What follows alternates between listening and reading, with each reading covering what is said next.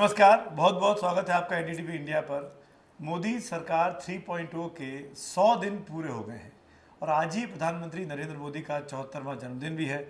इस मौके पर आप सुबह से लगातार एनडीटीवी पर ये विशेष कवरेज देख रहे हैं। तमाम बड़े बड़े मंत्री से हम बातचीत कर रहे हैं। 100 दिन का जो एजेंडा था उसके बारे में जानना चाहते हैं, अगला जो पूरा कार्यकाल बाकी है उसके बारे में जानना चाहते हैं। इस वक्त मेरे साथ नितिन गडकरी जी हैं। बहुत बहुत स्वागत है आपका सर एनडीटीवी इंडिया पर। नितिन गडकरी जी के बारे में एक बात खासियत है सर, और वो ये कि इस सरकार में दो ही ऐसे लोग हैं जो पिछले 3 टेन्योर में नहीं बदले। प्रधानमंत्री के तौर पर नरेंद्र मोदी और सड़क परिवहन मंत्री के तौर पर नितिन गडकरी। तो ये इसका राज क्या है? क्या आपको ये मंत्रालय इतना पसंद क्यों है? देखिए, आखिर किसको कौन सा विभाग देना, ये प्रधानमंत्री जी का अधिकार होता है। और उन्होंने मुझे ये जो कार्य करने का मौका दिया है उसका श्रेय उन्हीं को है। और उनके नेतृत्व में इस देश में रोड इंफ्रास्ट्रक्चर में मुझे काम करने का जो अवसर मिला है, ये मेरे लिए बहुत मेरे भाग्य का विषय है। और मैं लगातार देश के लिए ट्रांसपोर्ट सेक्टर में, रोड सेक्टर में alternative fuel, bio fuel, road accident को कम करना और इंफ्रास्ट्रक्चर को कैसे विकसित करना इंटरनेशनल स्टैंडर्ड के हिसाब से, इसकी कोशिश करते रहता हूँ।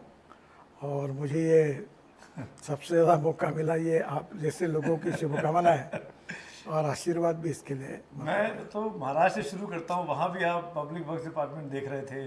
वहाँ की भी तमाम सड़कों का रिनोवेशन जो हुआ, कायाकल्प जो हुआ, वो आपके टेन्योर में हुआ। उसके बाद वो जो सक्सेस स्टोरी आप लेकर दिल्ली आए और दिल्ली में भी आपको वैसे ही काम मिला।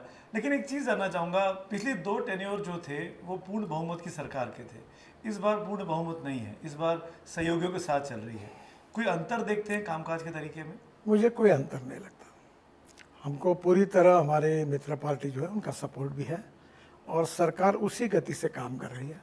किंबहुना पहले 10 साल के अनुभव के आधार पर मोदी जी के नेतृत्व में हमारी ट्रेन की स्पीड, रफ्तार अब बुलेट ट्रेन की स्पीड हुई है और अच्छे गति से काम कर रही है। मोदी जी ने 2047 का एक सपना दिया विकसित भारत का।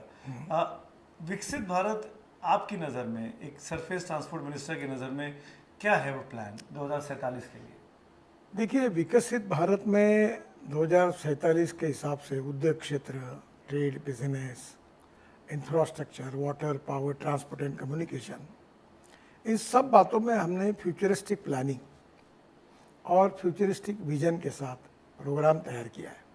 पोर्ट कनेक्टिविटी, नए पोर्ट बनाना, रोड में 6 लेन 8 लेन बनाना, पोर्ट के साथ रेलवे स्टेशन, एयरपोर्ट को कनेक्ट करना, इंडस्ट्रियल क्लस्टर्स को कनेक्ट करना, जो सामाजिक, आर्थिक, शैक्षणिक दृष्टि से जो पिछड़ा हुआ ट्राइबल का क्षेत्र है, जंगल का क्षेत्र है, वहाँ रोडवर्क डेवलप करना। एक प्रकार से हमारा एक्सपोर्ट बढ़े, उद्योग व्यवसाय बढ़े, हमारे देश में नए रोजगार की निर्मित हो और बेरोजगारों को रोजगार मिलकर हमारा पर कैपिटा इनकम और ग्रोथ बढ़े। और 3 बातें प्रधानमंत्री जी ने सबके देश के सामने रखी है कि हम अभी विश्व की 5वें नंबर की अर्थव्यवस्था है, हमको 3रे नंबर पर पहुंचना है। दूसरी बात यह कि $5 ट्रिलियन की इकोनॉमी बनना है और तीसरी बात आत्मनिर्भर भारत बनना है। ये तीनों बातों को पूरा करने के लिए समाज के सभी क्षेत्र में अच्छा काम कैसे हो और हमारा देश विश्व स्तर पर कैसे विश्वगुरु बने, नंबर 1 पर आए, उसके लिए हम प्रयास करें। इसी विजन के साथ कार्यक्रमों का प्लानिंग हुआ है और मुझे लगता है कि निश्चित रूप में हम इसमें कामयाब होंगे। एक चीज़ और थी सर कि 2040 तक ये कहा गया आपके मंत्रालय की तरफ से कि 4.5 ट्रिलियन से अधिक के इन्वेस्टमेंट्स की ज़रूरत होगी इस सेक्टर में। आपको लगता है कि 2031-32 तक 30,600 किलोमीटर का जो हाईवे का नेटवर्क है, वो जो लक्ष्य आपने रखा है वो पूरा हो पाएगा? 100% होगा। पैसा ये प्रॉब्लम नहीं है। हम एक रोड बनाते हैं, उसको 15 साल तक तो इन्वेट मॉडल में डालते हैं, कभी मोनेटाइज करते हैं, तो जितना चाहिए उतना पैसा हमको मिलता है। लेकिन एक चीज़ सर और भी है जो आम जनता से जुड़ी हुई चीज़ है। रिसेंटली देखा गया बहुत से हाईवेज टूट रहे हैं, क्रैक्स पड़ जा रहे हैं, गड्ढे हो रहे हैं, और क्योंकि आपका ऐसा क्लीन पोर्टफोलियो रहा है, और ऐसा लगता है कि नितिन गडकरी ने कोई काम किया तो खराब हो ही नहीं सकता। पर अब कहीं ना कहीं सवाल खड़े होने लगे कि जो काम किया जा रहा है कंस्ट्रक्शन का, स्पेशली रोड कंस्ट्रक्शन का, उसमें कहीं ना कहीं कोई दिक्कतें हो रही हैं। देखिए, पहली बात तो ऐसे है कि बरसात जो है एबनॉर्मल हो रही है। जी। बादल फट रहे हैं, बरसात आ रही है, बाढ़ का प्रमाण बढ़ रहा है, और इसके कारण डांबर और पानी की दुश्मनी है। तो रोड खराब हुए इसके लिए नहीं, बरसात ज़्यादा होने के कारण भी रोड उखड़ रहे हैं। सब जगह रिपेयर का काम चालू है, और अभी हमने एक सब पॉलिसी डिसीजन लिया है कि बिटुमिन के रोड बरसात में नहीं टिकते, पानी में नहीं टिकते, तो उसका सरफेस को हम टेस्ट करेंगे, और मिनिमम स्टैंडर्ड अगर होता है तो उनको 8 इंच वाइट टॉपिंग यानी कॉन्क्रीटिंग करेंगे। अच्छा। और कंक्रीट करने के बाद ये प्रॉब्लम नहीं आएगा। तो निश्चित रूप से सॉइल कुछ जगह ब्लैक कॉटन सॉइल है, कोई मुरबाड़ होती है, हिमालय टेरिन जो है वहाँ पहाड़ों के लिए प्रॉब्लम है, लैंडस्लाइड्स हो रही है, हिमालय पत्थर ही नहीं है, मिट्टी है। तो नेचुरली जियोलॉजी हर जगह की अलग अलग है, पर हम इसमें काम कर रहे हैं और कड़ी कार्रवाई भी कर रहे हैं। अधिकारियों पर कार्रवाई करेंगे और कॉन्ट्रैक्टर पर भी कार्रवाई करेंगे, मेंटेनेंस वाले उनको ऊपर भी कर रहे हैं, ब्लैक लिस्टर करेंगे और उनको सिस्टम से बाहर कर देंगे। आपने हिमालय की बात की नितिन जी, जो चार धाम योजना है, उसकी जगह जगह पर ब्लॉकेज की खबरें आती रहती हैं। आपने जैसे कहा कि हिमालय खुद टूटते रहते हैं, बारिश हो रही है, इसका इलाज क्या है? क्या विकास और पर्यावरण ये साथ साथ नहीं चल सकते हैं?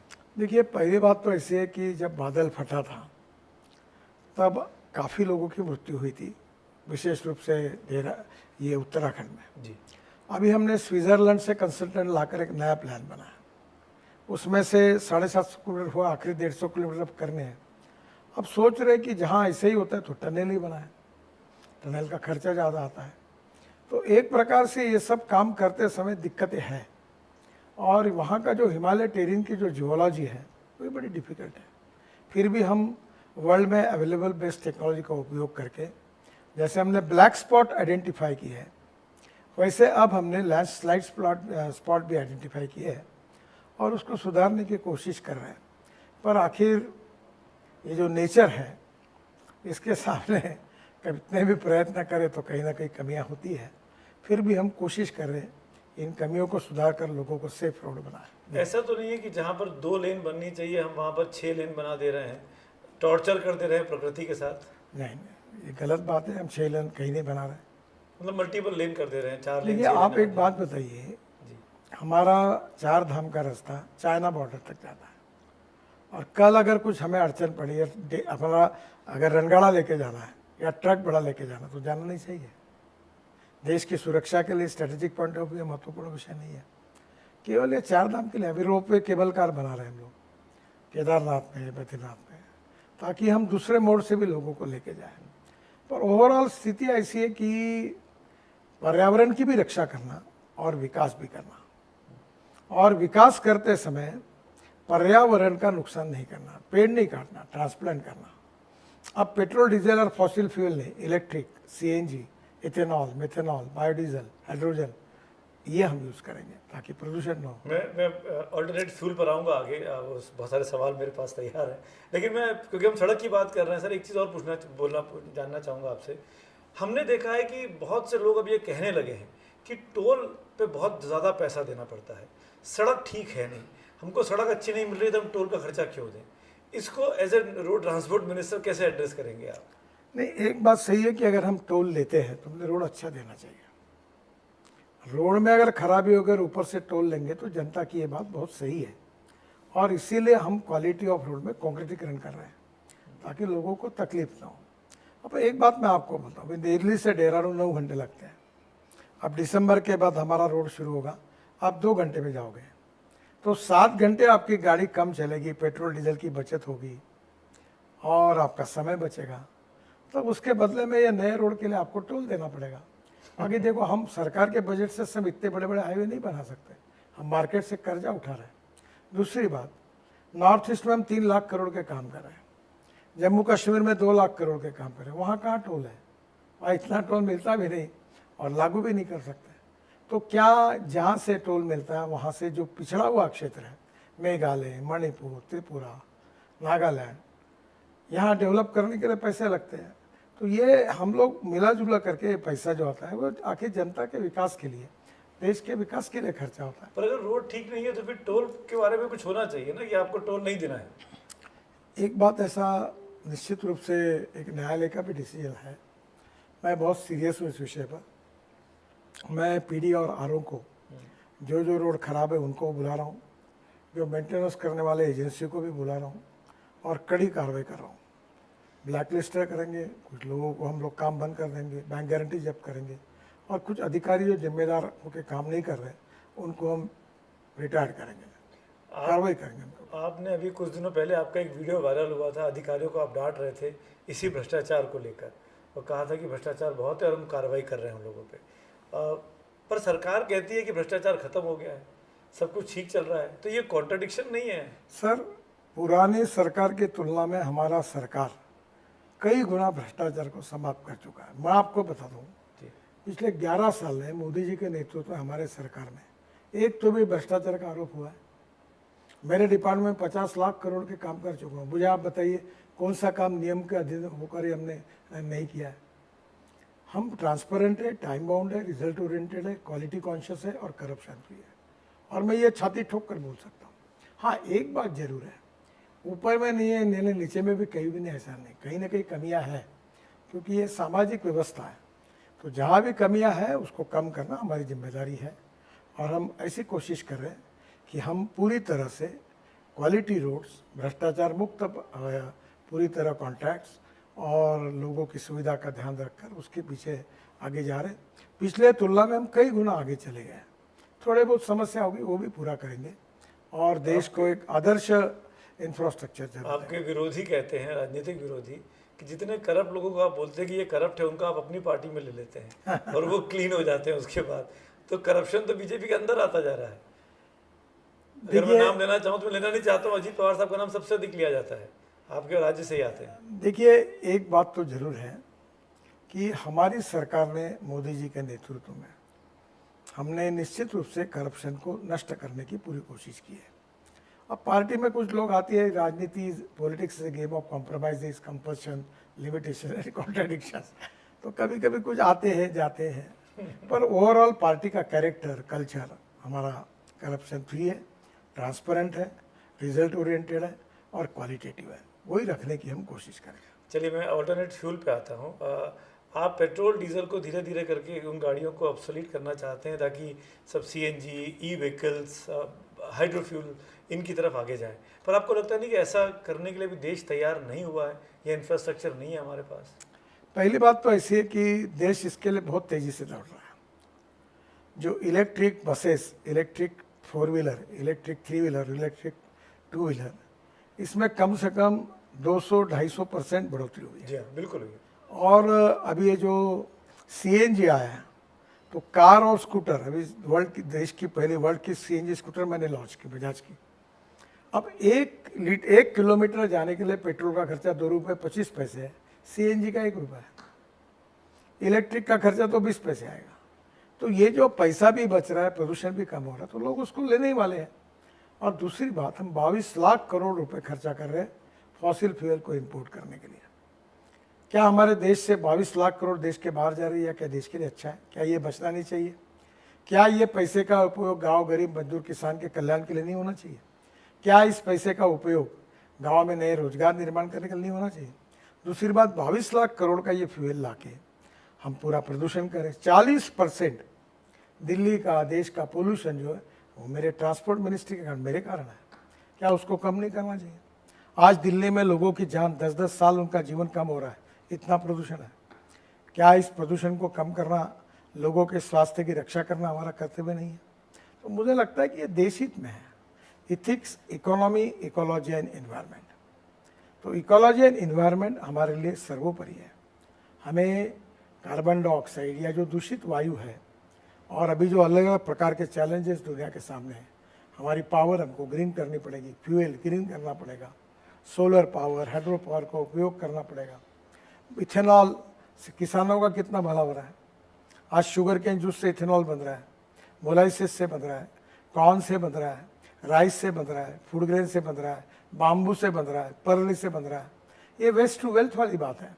पर मिथेनॉल से गाड़ियाँ कहाँ चल रही हैं अभी? अभी बंगलोर में हाँ, अशोक लेलैंड की बसेस 15% मिथेनॉल डीजल में डाल के 3 महीने सक्सेसफुल एक्सपेरिमेंट हुआ। अच्छा, मिथेनॉल के ट्रक अशोक लेलैंड ने बनाए। तो मेरा कहना है सब करो, इंपोर्ट को कम करो, प्रदूषण को नष्ट करो। लेकिन गणेश जी एक चीज़ और भी थी, और वो ये कि जो प्राइवेट व्हीकल्स हैं जिसके पास डीजल की या पेट्रोल की गाड़ियां हैं, जो आप कहते हैं कि 10 साल में और 15वें साल के बाद उनको कंडेम कर देना चाहिए, अगर वो वेल मेंटेन्ड गाड़ियां हैं, अब वो व्यक्ति रखना चाहता है तो वो दिल्ली में तो आप उसको कहते बेचो तो वो जाके बाहर भेज देता है, उत्तराखंड में ले जाएगा, मध्य प्रदेश में ले जाएगा, बिहार में ले जाएगा, तो यहाँ पोल्यूशन खत्म होता है, वहाँ पोल्यूशन बढ़ जाता देखो है। 15 उस पे कोई पॉलिसी पे रीथिंक 15 साल पहले का ट्रक, एक ट्रक जितना नहीं, पोल्यूशन। मैं इंडिविजुअल गाड़ी की बात कर रहा हूँ जो वेल मेंटेन्ड है, मैं कमर्शियल व्हीकल्स की बात नहीं कर रहा हूँ। देखिए पहली बात, कितना भी आदमी वेल मेंटेन होगा तो भी वो बूढ़ा तो होता ही है ना, और बूढ़ा वाला आदमी अमर तो नहीं होता, मरता ही है ना। देखो ये बात है कि एक बात सही है कि एक गाड़ी बहुत मेंटेन की तो 15 साल में उसकी हालत बाकी गाड़ी की तुलना में अच्छी होगी, पर उसकी फ्यूल इफिशिएंसी। अब मैं जो विद्यार्थी था तो मैंने स्कूटर ली थी, तो मैं अभिमान के साथ कहता था मेरी स्कूटर जो मैंने नहीं ली वो 28 किलोमीटर पर लीटर एवरेज देती है, आज 85 किलोमीटर दे रही। जो टेक्नोलॉजी भी बदलती है ना, तो दूसरी बात समय के अनुसार हर चीज़ का एक लाइफ स्पैन होता है, और वो लाइफ स्पैन में अब 60 साल के बाद क्यों रिटायर होना। आपकी आगे कोई व्यक्ति परफेक्ट है और उसका सब कुछ ठीक है तो बोले 60 साल रिटायर क्यों कर रहे हो, मैं 75 साल तक काम कर सकता हूँ। तो हमने नियम बनाया ना। देखिए ये जो नियम है ये समाज के हित में है, और प्रदूषण कम करना, टेक्नोलॉजी को, नई नई टेक्नोलॉजी का गाड़ी व्हीकल खरीदना, ये देश के हित में है। पर आपके सेक्रेटरी का बयान अखबारों में छपा था कि जो इंडिविजुअल गाड़ियां उस पर रिथिंक करने की बात चल रही है उस पॉलिसी पर, कि 10वें और 15वें साल में उनको ऑब्सोलीट ना किया जाए। देखिए इसकी फिटनेस सेंटर में हाँ। टेस्ट होती है, टेस्ट होने के बाद उसका लाइफ तय होता है। हम जरूर, अब तो कैमरे लगा दिए गए हैं पेट्रोल पंप पर, कैमरे नहीं, लगाए हम- जा रहे हैं, गाड़ी को आप ऑब्जर्व किया जा रहा आप है। जो बात कहते हैं, देखो हम पब्लिक इंटरेस्ट में काम करते हैं। जी, हम लोगों को तकलीफ देने के लिए नहीं सरकार में आए, हम लोगों का भला करने के लिए आए। जरूर एक बार वो टेस्ट होने के बाद ये भी पता करेंगे कि अगर कुछ है विचार करने लायक तो जरूर करेंगे। मैं इसलिए बोल रहा हूँ सर कि बहुत से ऐसे इंडिविजुअल्स हैं जिन्होंने एक ज़माने में मान लीजिए गाड़ी ली डीजल की, आज उनको 10 साल है गाड़ी बेचनी है, पर अब उनकी हैसियत उतनी नहीं बची कि नई गाड़ी वो ले सके, इस गाड़ी को मेंटेन कर सकते सर हैं, मैं आपको एक बात तो वो बताऊं, उनका क्या होगा। आपकी 15 साल पहले की गाड़ी अगर होगी जी, तो उसका पेट्रोल फ्यूल की कॉस्ट 35 से 40 हज़ार रुपये होगी, और आज नई गाड़ी लोगे तो उसकी कॉस्ट 10,000 रुपये आएगी, और इलेक्ट्रिक की लोगे तो 4,000 रुपये आएगी। अब मुझे बताओ कि आपका 25 से 35,000 रुपये महीने का सेविंग हो जाएगा, तो ये 2 साल में तो सीएनजी के ट्रक की कीमत वसूल होती है, तो आप और कह रहे हैं प्रदूषण कम होता है। आप कह रहे हैं कि इलेक्ट्रॉनिक गाड़ियाँ लीजिए। इलेक्ट्रिक लो, फ्लेक्स इंजन लो, इथेनॉल पे आओ। मेरे पास इनोवा है, हाँ, आपको दिखाई दे। इथेनॉल पर, हाइड्रोजन की गाड़ी है, इलेक्ट्रिक की गाड़ी है। ये स्वदेशी, स्वावलंबन और स्वातंत्र्य, ये हमारे देश में बहुत 3 महत्वपूर्ण बातें हैं। स्वदेशी और स्वावलंबन, क्या हमारा देश ऑटोमोबाइल के सेक्टर में स्वावलंबी नहीं बनना चाहिए? अब मुझे आपको बताना है, मैं जब मंत्री बना तो इंडस्ट्री का सही 7 लाख करोड़ था, आज 22 लाख करोड़ है। जब मैं मंत्री बना हम 7वें नंबर पे थे, अब हम तीसरे नंबर पर हैं। 3 महीने पहले जापान तीसरे नंबर पर था, हमने जापान को पीछे डालकर हम तीसरे नंबर पर आए, और अब चाइना 44 लाख करोड़ और अमेरिका 78 लाख करोड़ है। मेरा विश्वास है कि हमारे देश को हम नंबर 1 पर पहुंचाएंगे। इस देश को सबसे ज़्यादा रेवेन्यू के रूप में, जीएसटी के रूप में देने वाली इंडस्ट्री ऑटोमोबाइल इंडस्ट्री है। देश में रोजगार 4.5 करोड़ रोजगार देने वाली इंडस्ट्री है। देश को सबसे ज़्यादा एक्सपोर्ट ये इंडस्ट्री करती है। क्या हमारी प्रगति और विकास में ये इंडस्ट्री का आत्मनिर्भर भारत में महत्वपूर्ण रोल है? तो मुझे लगता है जो गाड़ी हम लोग स्क्रैप करते हैं वो कोई पूरे, फिर वो aluminium, copper, steel, rubber, plastic, recycling होता है। नहीं, पर वो दिल्ली के बाहर चली जाती है जो स्क्रैप ऐसा होता है। नहीं, स्क्रैप जो होता है, आजकल गुड़गांव में भी फैक्ट्री खुली, नोएडा में खुली, टाटा ने भी खोली, सुजुकी ने भी खोला। एनसीआर के लोग बाहर जाके बेच देते हैं गाड़ियों को। नहीं, आजकल क्या, वो अभी नई गाड़ी लेने के लिए जो पुरानी गाड़ी ये करेगा स्क्रैप, उसको 3% सहूलत मिल रही है, हाँ, नए गाड़ी में डिस्काउंट मिल रहा है, तो लोग स्क्रैपिंग करने में इंटरेस्टेड है। अच्छा एक चीज़ बताइए, क्योंकि आप क्रांतिकारी विचारों के लिए जाने जाते हैं, खासकर सरफेस ट्रांसपोर्ट के मामले में नितिन जी, अब कौन कौन से नए वाहन, टेक्नोलॉजी की बात करूं, क्या हम लोग ड्रोन का उपयोग करने वाले हैं लोकल कम्युनिकेशन उसके लिए, देखो ड्रोन सामान टैक्सी डिलीवरी के लिए? ये हाँ, फ्यूचरिस्टिक कंसेप्ट है, उस पर काम चल रहा है। जी, फिर हम इलेक्ट्रिक बस ला रहे हैं जो ऐसी 120-25 लोग सीटर होगी, 18 मीटर और 24 मीटर की। वो बस स्टॉप पे आएगी और ऊपर से एक चार्जर नीचे आएगा, 30 सेकंड में चार्ज होगी, 40 किलोमीटर चलेगी। बस में हवाई जहाज जैसी व्यवस्था होगी, दिल्ली से जयपुर, दिल्ली से चंडीगढ़, दिल्ली से देहरादून, चाय कॉफ़ी नाश्ता मिलेगा। ये कब तक संभव है? लैपटॉप में पहला एक्सपेरिमेंट नागपुर में कर रहा हूँ, अच्छा, नागपुर सिटी के अंदर, रिंग रोड पर।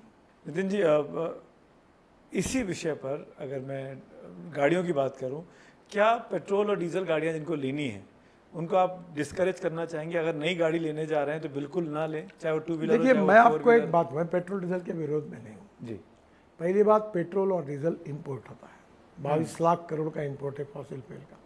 और आर्थिक हित में, देश के हित में है कि इंपोर्ट कम हो, हमारे देश में स्वदेशी और स्वावलंबन के आधार पर बायोफ्यूल और अल्टरनेटिव फ्यूल का उपयोग करें।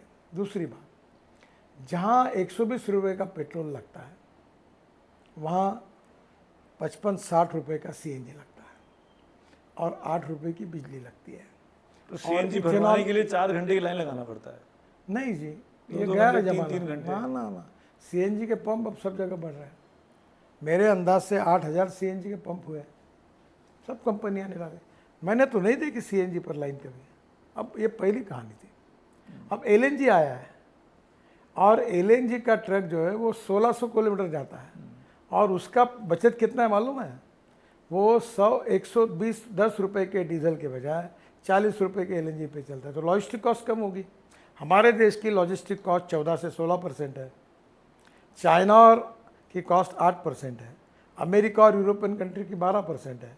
हमने हाईवे नहीं बनाया, फ्यूल बदल दिया, तो आने वाले 2 साल में हिंदुस्तान की लॉजिस्टिक कॉस्ट सिंगल डिजिट में आएगी, 9% आएगी।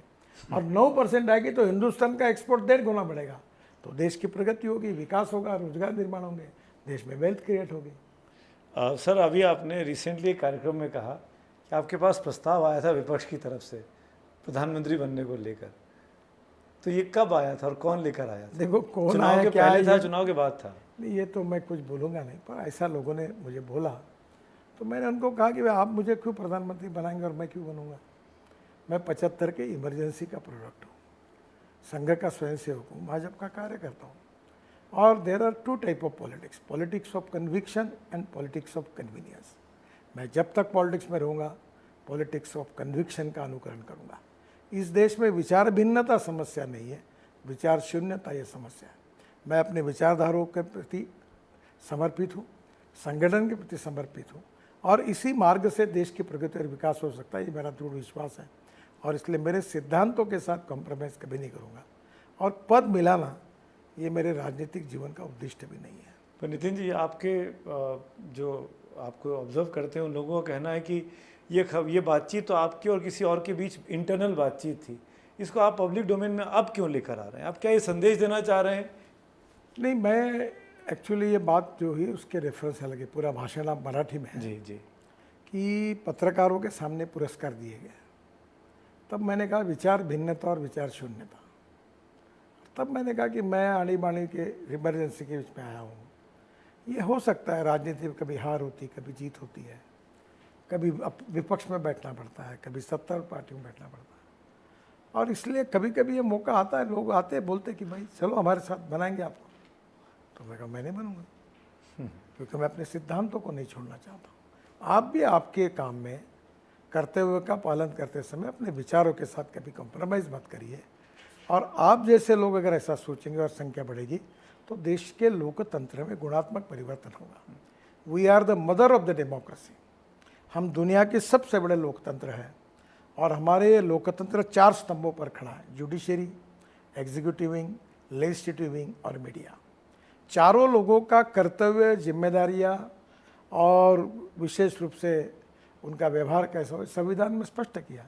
अगर हम सब इसका अनुकरण करेंगे तो हमारा लोकतंत्र दुनिया का आदर्श बनेगा, और ये हमारी ताकत है, हमारी आस्था है और हमारी कमिटमेंट है। और इसलिए सब लोगों ने मिलकर, अगर हमारे विचारों में भले मतभिन्नता हो, एक आधा विचार हमको पटता नहीं होगा, पर उस विचारों के प्रति ईमानदारी से समर्पित होकर जो काम करने वाला है, भले उस विचार हमें नहीं पड़ता होगा, पर उसके ईमानदारी का हमने सम्मान करना चाहिए। ये बात मैंने कही। नितिन जी, आप क्योंकि नागपुर से आते हैं, संघ के साथ आपके संबंध बहुत अच्छे हैं, इस बार बीजेपी का अध्यक्ष क्यों नहीं तय हो पा रहा है, क्या दिक्कत है? क्योंकि राजनाथ सिंह जैसे ही मंत्री बने उन्होंने अध्यक्ष पद छोड़ दिया, अमित शाह जी जैसे ही बने उन्होंने अध्यक्ष पद छोड़ दिया। इस बार नहीं हो रहा है। आप इस दोनों कामकाज है नड्डा जी के पास आज की डेट में, मंत्री भी हैं और ये इसका अध्यक्ष भी आपका सवाल सही है पर गलत व्यक्ति का है। इसका सवाल तो नड्डा जी दे सकते हैं या आप जिनको समझते हैं उनसे बात करके पूछ सकते हैं। ना इस प्रक्रिया में मैं हूँ, ना इसके बाद मुझे कुछ पता नहीं। क्या संघ चाह रहा है कि किसी और को बनाना? मुझे पता नहीं इसके बारे में, क्योंकि आप खुद अध्यक्ष हैं इसलिए मैं पूछ रहा हूँ आपसे सवाल। हाँ मैं जब अध्यक्ष था तब पार्टी का काम करता। अभी फिलहाल इस प्रक्रिया में जो लोग हैं वही आपको इसका जवाब दे सकते कब तक बनेगा सर नया अध्यक्ष? हैं। मुझे कोई पता नहीं। महाराष्ट्र चुनाव के बाद कि उसके पहले? मैं कुछ बता नहीं सकता क्योंकि मेरा डायरेक्ट इंडायरेक्टली भी उस विषय के साथ संबंध नहीं। मैं मेरे मंत्रिमंडल में मेरे जो जिम्मेदारी है विभाग की उसके बारे में डिटेल आपको बता सकता आपके स्टेट में चुनाव आ रहा है महाराष्ट्र में, आपकी क्या भूमिका होगी? हूं। पूरी ताकत से काम करेंगे, हमारी पार्टी को जिताने की कोशिश करेंगे और जो वहाँ का नेतृत्व तो उसके पीछे मैं खड़ा रहूँगा। क्या आप वापस महाराष्ट्र जाना चाहेंगे मुख्यमंत्री के तौर पे? बिल्कुल नहीं, जाने का सवाल ही नहीं उठता और मुझे जाना भी नहीं है। मैं दिल्ली आना नहीं चाहता, आया हूँ। तो जाना नहीं चाहता हूँ। दिल्ली में खुश हूँ।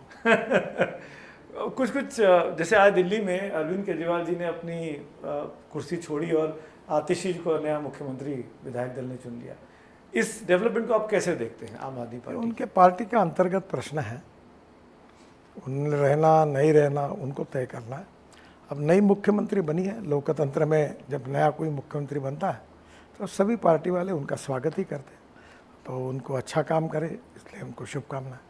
क्या आपको लगता है कि बीजेपी दिल्ली में लोकल लीडरशिप तैयार नहीं कर पाई है? क्योंकि अब तक अरविंद केजरीवाल ही सबसे बड़ा फिनोमिना, दिल्ली की बात कर रहा हूँ। आजकल अभी संगठन का भी जिम्मेदारी मेरे पास नहीं है। मैं इतना ही सीखा कि जो काम दिया वही काम करते रहे।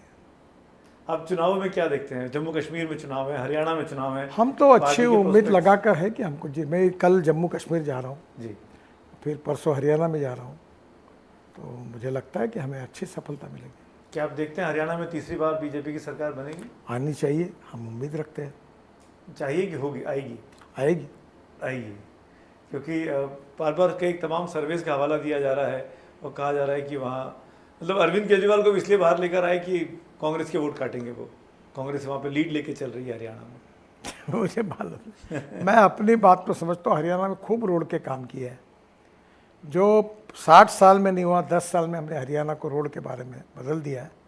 हमारे बाकी क्षेत्र में प्रधानमंत्री ने तो अच्छा काम हुआ है, मनोहर लाल जी ने 10 साल में अच्छा काम किया है और जो गुड गवर्नेंस और विकास का काम किया उसके आधार पर भारतीय जनता पार्टी को सफलता मिलेगी और हमारी सरकार फिर से आएगी, ऐसा मुझे विश्वास है।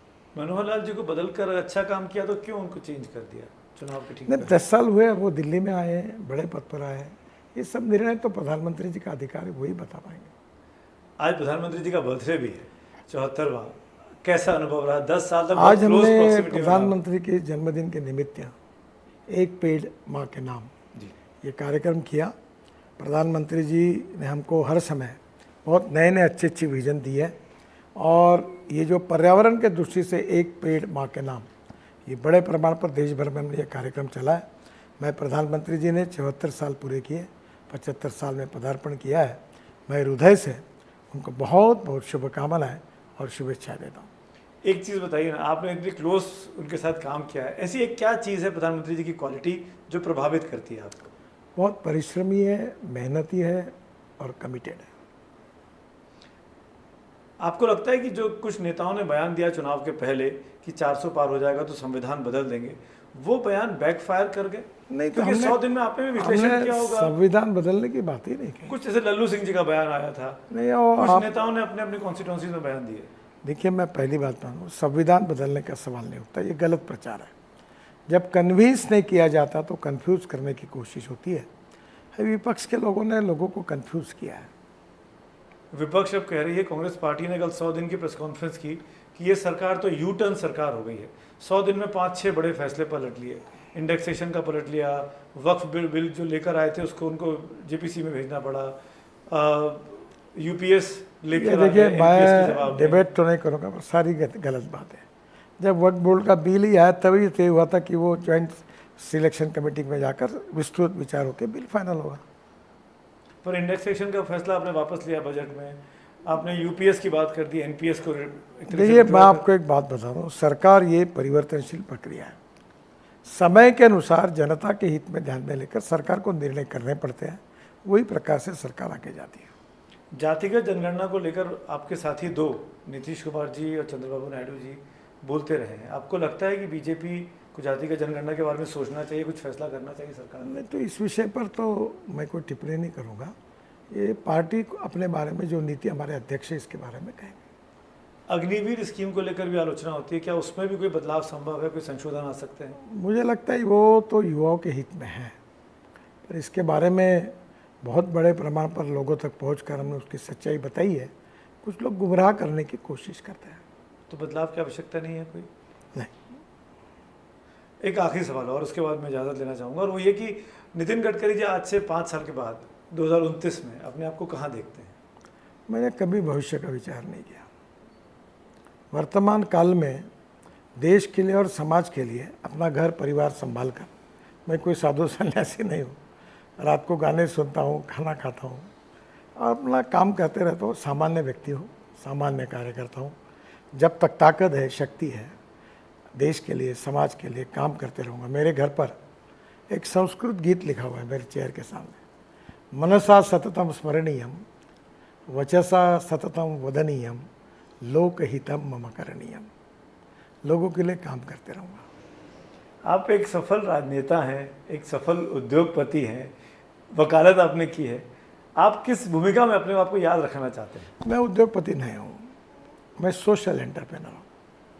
क्या अंतर है? मैं किसानों में काम करता हूँ। मुझे 9 डिलिट्स डॉक्टरेट मिली है। मैं जल संवर्धन, biofuel, organic farming, water conservation, अनेक विषयों पर काम करता हूँ। हैंडलूम, हैंडीक्राफ्ट, साड़ा बनाता हूँ, ये गालीचे बनाता हूँ। मैं 15,000 युवाओं को रोजगार दे चुका हूँ, महिलाओं को, युवाओं को। ये मेरा एक समाज, मैं मानता हूँ कि politics is a instrument of socio economic reform.